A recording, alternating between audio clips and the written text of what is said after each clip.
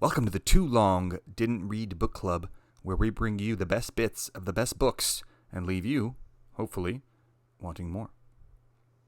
Tonight's title, Slash, by Slash and Anthony Bozza. Perhaps no rock guitarist in rock and roll history is as recognizable as Saul Hudson. When the opening riff of Welcome to the Jungle comes on, a certain image comes to mind for most.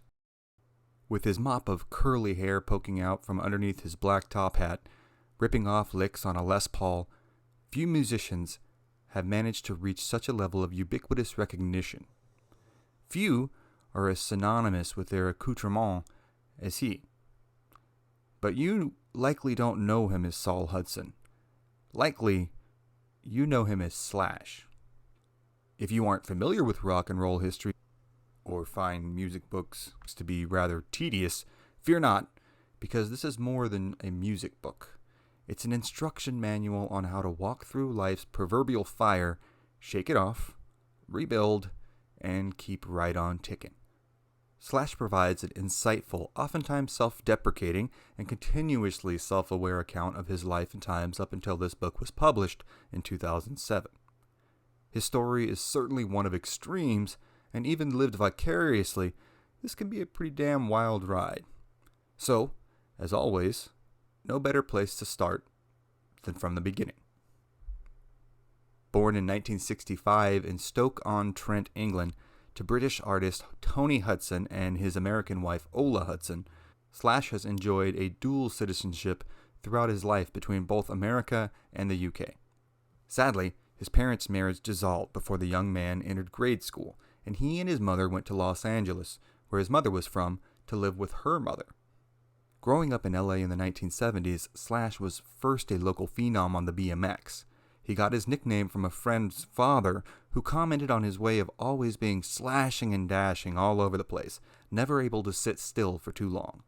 The name stuck, because, come on, it's tough to beat for a cool rock and roll guitar player name, and soon, his young interests began to steer more toward the guitar. It was around this time that he linked up with a neighborhood friend of his, Steven Adler. Slash recalls how Steven, an enthusiastic Kiss fan, would set up his drum set in the local park and practice for hours. Slash's first vision of the music he wanted to create, though, oddly enough, came after an afternoon hookup with his junior high girlfriend. According to Slash, she had put on a copy of Aerosmith's Rocks, and after hearing Joe Perry's guitar work, the young aspiring musician could think of nothing else, not even his girlfriend. Slash and some friends soon formed the local band Titus Sloan. It's Tidussloan. Very unique spelling. Titus Sloan. I don't know the etymology behind that, but good name. Which he recalls playing, I think it's a good name. If you don't, let me know in the comment. Anyways, which he recalls playing his first gig live with. The group, all under the age of 18, were hired to play a local birthday party, but managed to break into the booze supply by way of pillaging the spiked punch. The night and hangover the day after were, imaginably, unforgettable. Titus Sloan would disassemble and reassemble into Road Crew with Steven Adler on the drums. The band began to play all they could, building their chops, but they clearly lacked the cachet and draw that was present in the bands popular on the Sunset Strip at the time. Slash recalls seeing the guys from bands like Motley Crue passing out flyers for their shows at his high school, stealing all the girls the younger guys were hoping to win by inviting to their shows. Some things never change. As Road Crew worked its way through several iterations, Slash and Steven held down jobs at the local record store. The world seemed at once right within grasp and a million miles away. The way Slash saw it, he had a great friend and a drummer, and he himself was becoming a standout guitar player, and they had all the enthusiasm and gumption that it would take to make it in the music business. All they needed was the right group of guys. This is where the uniquely and overtly serendipitous nature of Guns N' Roses shows itself for the first time.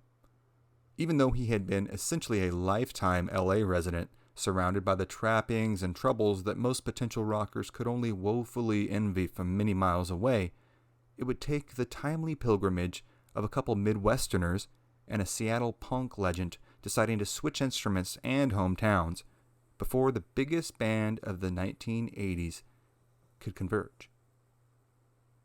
By 1986, Duff McKagan had moved to LA from Seattle, having shirked his punk rock purist devotion for a more holistic rock and roll approach.